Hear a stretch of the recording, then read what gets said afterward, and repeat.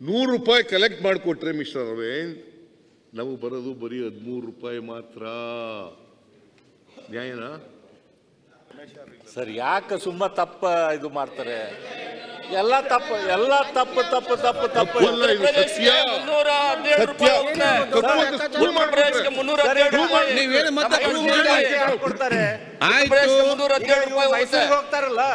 ಮೈಸೂರಿಗೆ ಹೋಗ್ತಾರೆ ಮುಖ್ಯಮಂತ್ರಿಗಳು ತಮ್ಮ ಊರಿಗೆ 10,000 ಕೋಟಿ ರೂಪಾಯಿ ಅದು ರಸ್ತೆ ಮಾಡಿದ್ದಾರೆ. ಯಾರ ರಸ್ತೆ ಅದು? ಅದು 3,000 ಕೋಟಿ ಬೆಂಗಳೂರಿಂದ ಮೈಸೂರಿಗೆ ರಸ್ತೆ ದಿನ ಹೋಗ್ತಾರಲ್ಲ. ಬೆಂಗಳೂರು ಕೋಟಿ ಆಯ್ತು ರಸ್ತೆ ಮಾಡ್ಕೊಟ್ಟಿದ್ದಾರೆ ಅಂತ ಇಟ್ಕೊಳ್ಳೋಣ. ಯಾರು ದುಡ್ಡು? ಯಾರು ದುಡ್ಡು? ಅದು ನಮ್ ದುಡ್ಡು.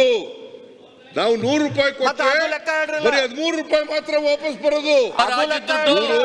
70% ಇಟ್ಕೊತಾರೆ, ಗ್ಯಾಸ್ ಕೊಡ್ತಾರೆ, 70%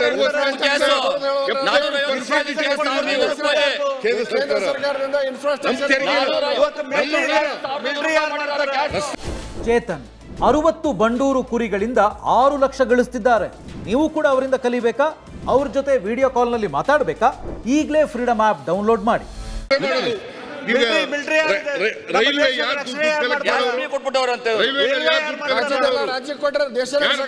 ಪ್ರತಿಯೊಂದು ರೈಲ್ವೆ ಬ್ರಿಡ್ಜ್ ಮಾಡೋರು?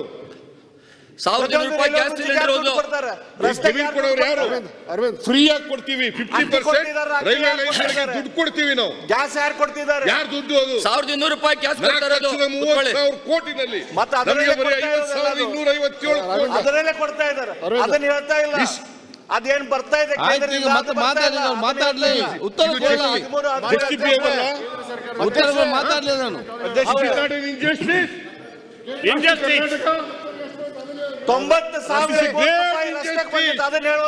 ಕರ್ನಾಟಕ ಇನ್ಫ್ರಾಸ್ಟ್ರಕ್ಚರ್ ಬಂದ್ ದುಡ್ಡು ಹೇಳ್ರಿ. ಕೇಂದ್ರ ಸರ್ಕಾರದಿಂದ ಇನ್ಫ್ರಾಸ್ಟ್ರಕ್ಚರ್ ಬಂದ್ ದುಡ್ಡು ಹೇಳಿ. ಜಾಸ್ತಿ ಮಾಡೋದು ನೀವೇ.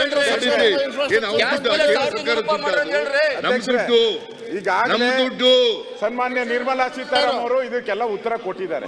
ದೇಶ ರಕ್ಷಣೆ ಮಾಡೋರು ಉತ್ತರ ಕೊಟ್ಟಿದ್ದಾರೆ. ಉತ್ತರ ಕೊಟ್ಟರು ಕೂಡ ಇವರು ಪದೇ ಪದೇ ಹೇಳ್ತಾ ಇದ್ದಾರೆ. ನೋಡಿ, ಇವ್ರು ಹೇಳ್ತಾ ಇದ್ರು ಟ್ಯಾಕ್ಸ್ ಡೆವಲ್ಯೂಷನ್ 71,000 ಕೋಟಿ ಬಂದಿದ್ರೆ ಮೋದಿ ಅವ್ರ ಕಾಲದಲ್ಲಿ 2,82,000 ಗ್ರಾಂಟ್ 60,000 ಬಂದಿದ್ರೆ 2 ಲಕ್ಷ ಬಂದಿದೆ.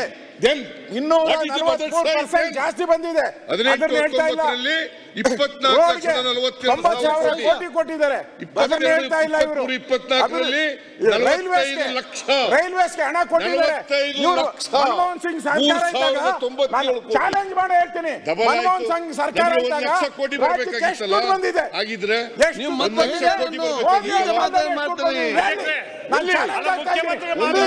ಎಲ್ಲ ಸೇರಿ